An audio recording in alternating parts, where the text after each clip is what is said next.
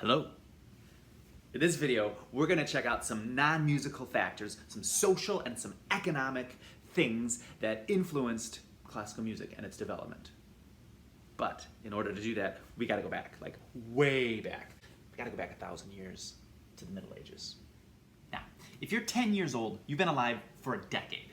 So if each one of these pennies represents 10 years, this is how long ago the Middle Ages were. It's 10 years, 10 years, 10 years, 10 years, 10 years. Oops. Get it all in there. Okay. That's a long time ago. In the Middle Ages, the church leaders were the only ones who knew how to read and write, and they were very powerful because of it. So one of the biggest developments to music during this time was that the priests and the monks created a standardized method for writing out music, for writing it down. And they figured out a way for their songs to be shared without having to be there in person to teach them. Next, we come to the Renaissance period. That was 600 years ago. Now, if each one of these nickels were 10 years, remember, a decade, that's how long you've been alive, roughly 10 years or so. If each one of these were a decade, this is about how long ago the Renaissance era was. 10 years, 10 years, 10 years, 10 years, 10 years, 600 years ago. During the Renaissance period, people became more educated. Think of Leonardo da Vinci and Michelangelo and Renaissance fair and wandering minstrels and jugglers and turkey legs.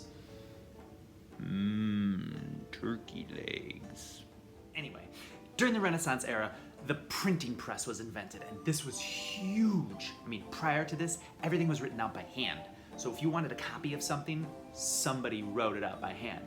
And you had to be pretty rich to afford that. So with the printing press, musicians and churches had access to more music for learning and for sharing. Then the Baroque era, roughly 400 years ago.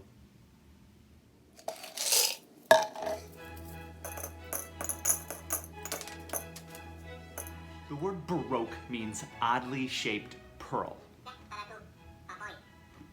Now, needless to say, people after the Baroque era gave it that name, and it refers to the ornate and fancy and very detailed artwork and structures of the time, and everything was built with incredibly impressive detail.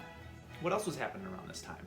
Well, during the Baroque era, pilgrims began to arrive in new land that would later become America, and brilliant scientists and mathematicians like Galileo changed the way people thought about the universe. It's important to note that during the Baroque era, the church was very powerful and influential, and it had a great influence on the arts because it employed all the composers to write for their services. Then, about 300 years ago, people started to rebel against the Baroque philosophy and the fancy ornamentation and the elaborate style. Enter Classical era. During the Classical era, people didn't want the clutter of the Baroque style, hence the name oddly shaped pearl. They wanted a more simple and clear artwork and buildings and fashion and music, you name it. Scientists like Sir Isaac Newton helped people think about how the universe was organized. This science and philosophy affected how artists thought also. During the classical period, a major shift for composers was that their bosses were not necessarily the church anymore. During this time, we saw a shift where musicians were able to make a living being employed by wealthy aristocrats. An aristocrat is someone like some sort of noble, or like a lord, or a duchess, or a lady. So, if you were a composer or a musician, some sort of noble was most likely your boss, and you wrote the music that they wanted. During the classical period, cities like Italy, Austria, and Germany were fashionable places to live. And if you wrote music, that's where you wanted to be. Now, things get interesting about 200 years ago. Things get interesting. During the Romantic era, in America, the Civil War was going on. President Abraham Lincoln was shot and killed.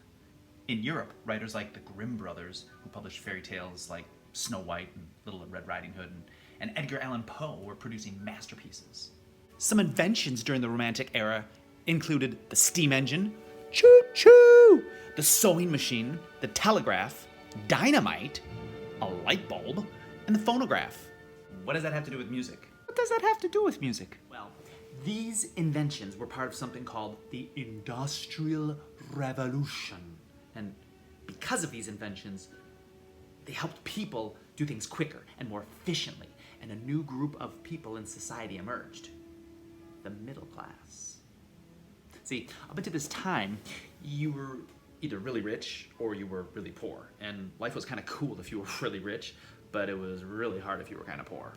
The poor people didn't have any quality music to listen to or play.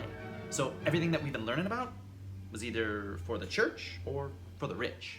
So, with all these new inventions, along with the Industrial Revolution, the average person had a little bit more money and some free time. And they just happened to love music. So, during the Romantic era, many composers started depending on the middle class and not the church or the super wealthy to support their career. Now, granted, many composers didn't make as much money as they did in the past when they worked for the church or for the nobility, but they became rock stars to the masses.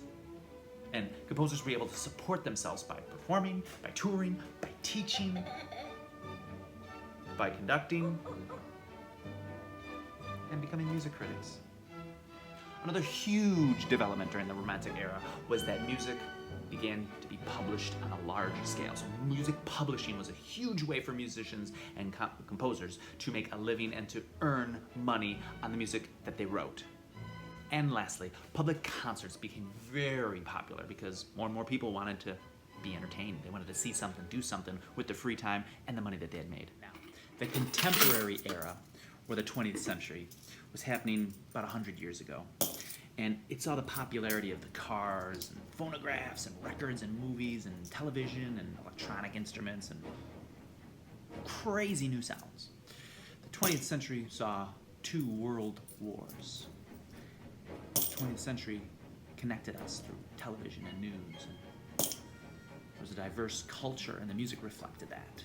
And the recording industry was new and exciting, and it was a way for composers to make a living and musicians to make a living performing and selling their compositions. Electronic music made it possible to play sounds that were never even thought imaginable. And now more than ever, there was a huge variety in sounds and classical composers that they were using. And some of it, like, the public was just not ready for, and it was like, boo, met with some huge criticism. And some of it was like, interesting. But just like in the past, we don't know the impact that this music will make until after it is past. And we can't understand or label a period of music while we're in it. So you're 10 years old. Think about the dances and the videos and the games and all the stuff that's cool right now. And think about the ones that were popular 2 years ago. What about the toy that you had to have 3 years ago? Do you still play with it? Is it still important to you? That's how music is. It's best experienced in the moment and understood from the future.